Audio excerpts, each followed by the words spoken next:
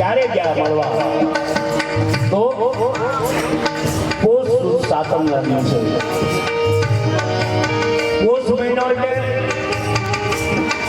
ઠંડીનો મહિનો અને સુદામાના પગમાં પગરખા પડી પેટના નહીં કડકડતી ઠંડી ઉપરે વસ્ત્ર નહોતું ખાલી ઉપર ફાળીઓ બાંધ્યું હતું અને એક પોતરી પહેરી હતી ઘણા દિવસના ભૂખ્યા હોવાથી સુદામા થોડા ગામની બહાર નીકળ્યા થોડા ચાલ્યા એટલે થાકી ગયા અને ઝાડવાના છાંયા બેસી ગયા થાકને હિસાબે ઊંઘ આવી ગઈ પણ સુદામા અહીંથી કૃષ્ણને મળવા નીકળ્યા છે પરમાત્માને ખબર પડી ગઈ કૃષ્ણને એટલે ગરુડને કીધું કે જાઓ ગરુડ જે સુદામા પોરબંદરની બહાર એક ઝાડવાની નીચે સૂતા છે તેને બેસાડી દ્વારકામાં મૂકી દો જો આપણે ભગવાન તરફ 20 ડગલા હાલીએ ને વાલા તો ભગવાન આપણી સામે 20 ગાવ આવે પણ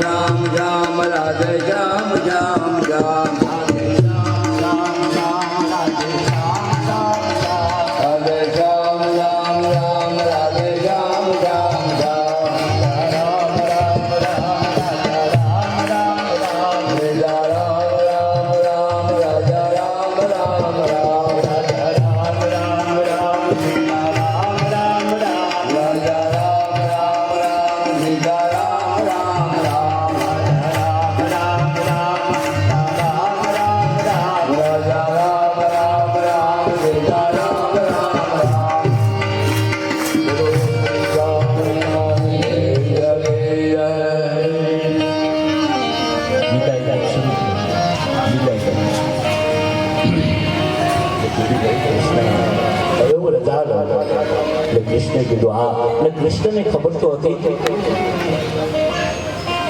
તો ભલે મનમાં એવું થયું સુદામાને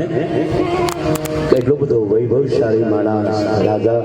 જેવો માણસ ભગવાનની કૃપા એની ઉપર છે દ્વારકાધીશ મેં જવાનું કીધું તો રોકાવાનું ના બોલ્યો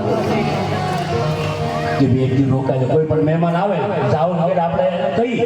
કે ભાઈ આજ સુધી રોકાઈ જાઓ બપોર સુધી રોકાઈ જાઓ બપોરે 20 સુધી રોકાઈ જાઓ પણ આ કૃષ્ણ એવું ના બોલ્યો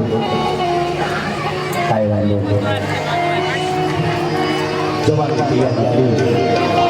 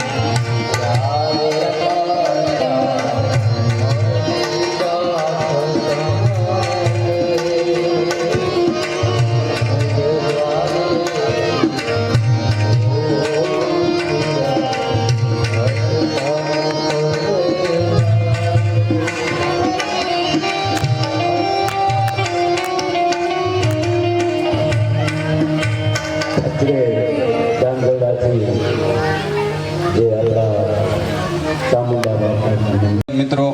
ભૂદેવશ્રીઓ, તમામ આવેલા મહેમાનશ્રીઓ,